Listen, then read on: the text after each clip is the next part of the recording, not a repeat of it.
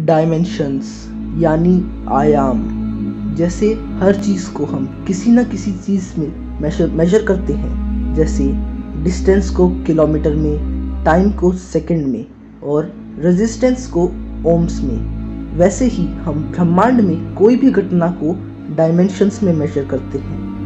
Boson theory के हिसाब से यूनिवर्स में 26 डायमेंशंस एग्जिस्ट करती हैं। एम थ्योरी के हिसाब से 11 डायमेंशंस और स्ट्रिंग थ्योरी के हिसाब से 10 डायमेंशंस यूनिवर्स में एग्जिस्ट करती हैं। पर आज की इस वीडियो में हम बस 0th डायमेंशन से लेकर 10th डायमेंशन के बारे में ही डिस्कस करेंगे। 0th डायमेंशन में मौजूद ऑर्गेनिज्म की ना तो कोई शेप होगी, ना ही कोई बॉडी और ना ही वो कोई भी मूवमेंट कर पाएगा। यहाँ तक कि वो अपनी जगह पर गोल गोल भी नहीं घूम सकता। पर यह बात ध्यान रखें कि 0th डायमेंशन ही आगे की सभी डायमेंशंस का आधार है। First dimension. मान लीजिए कि हमारे पास 0th डायमेंशन के 2 पॉइंट्स हैं। अगर हम इन 2 पॉइंट्स को एक स्ट्रेट लाइन से ज्वाइन कर दें तो 0th डायमेंशन में मौजूद वो ऑर्गेनिज्म बस आगे पीछे ही मूव कर पाएगा। ना ही वो ऑर्गेनिज्म लेफ्ट और राइट जा सकेगा और ना ही ऊपर नीचे जा सकता है, यानी वो ऑर्गेनिज्म बस लेंथ कर सकता है। ये है फर्स्ट डायमेंशन। Second dimension. अब मान लीजिए कि फर्स्ट डायमेंशन का वो ऑर्गेनिज्म आगे पीछे जाने के साथ साथ लेफ्ट और राइट भी जा सके, यानी वो लेंथ और विड्थ दोनों कवर कर सके पर हाइट नहीं। ये है सेकंड डायमेंशन। Third dimension. अब अगर वो ऑर्गेनिज्म लेंथ और विड्थ के साथ साथ ऊपर और नीचे भी जा सके, यानी हाइट भी कवर कर सके, तो वो होगा थर्ड डायमेंशन।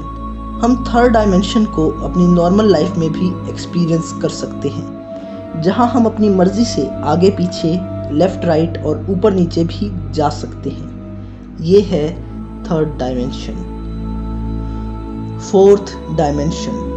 फोर्थ डायमेंशन है टाइम। जब हम आगे पीछे, ऊपर नीचे और लेफ्ट राइट जाने के साथ साथ टाइम में भी आगे बढ़ते हैं तो वो होता है फोर्थ डायमेंशन।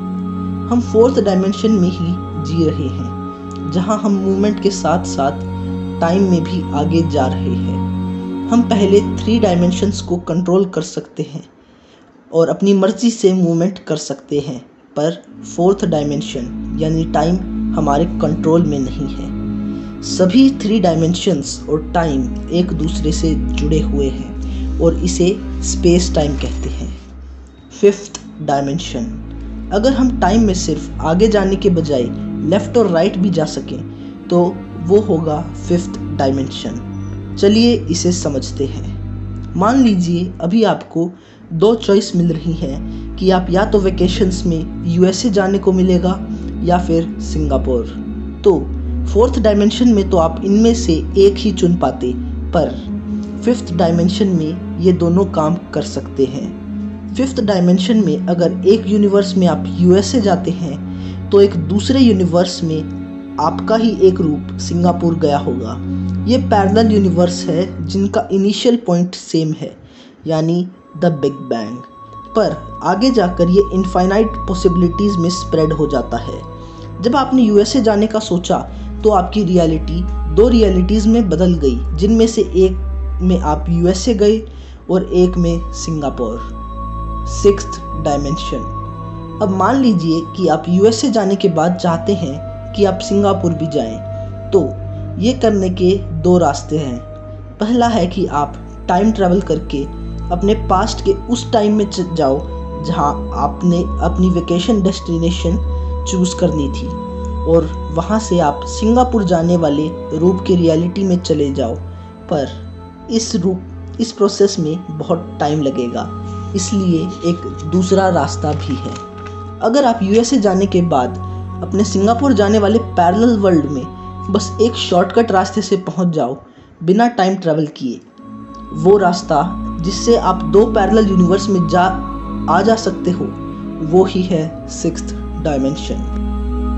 Seventh dimension. अब मान लीजिए कि पूरा इनफाइनाइट यूनिवर्स जिसमें सभी 6th डायमेंशन मौजूद हैं वो एक 0th डायमेंशन में बंद हो जाए और वैसे ही एक और इनफाइनाइट यूनिवर्स हो जो उन दो यूनिवर्स के बीच, तो उन दो यूनिवर्स के बीच ट्रैवल करने के लिए आप जो रास्ता लोगे वो होगा 7th डायमेंशन। 7th डायमेंशन में यूनिवर्स के इनिशियल पॉइंट अलग अलग हो सकते हैं जो कि 6th डायमेंशन में सेम थे। 8th dimension. अब मान लीजिए कि आप उन दो 0th डायमेंशन वाले इनफाइनाइट यूनिवर्स में ना जाकर किसी अलग ही रियलिटी वाले यूनिवर्स में जा सको, तो जिस रास्ते से आप वहां जाओगे वो होगा 8th डायमेंशन। दोस्तों, जो ऑर्गेनिज्म 8th डायमेंशन में भी एग्जिस्ट करता है उसकी ना ही कोई फिजिकल फॉर्म होती है और ना ही उसकी कोई फिजिकल बॉडी स्ट्रक्चर होता है। 9th dimension. अब अगर आप 8th डायमेंशन में मौजूद किसी भी इनफाइनाइट यूनिवर्स के किसी भी पॉइंट पर बस पलक झपकते ही पहुंच जाओ तो वो होगा 9th डायमेंशन। दोस्तों, 9th डायमेंशन में बहुत सी अलग अलग स्पीशीज एक साथ रह सकती हैं, यानी इंसान और एलियंस भी एक साथ एक ही जगह पर और एक ही टाइम पर रह सकते हैं, वो भी एक दूसरे स्पीशीज की प्रेजेंस को महसूस किए बिना।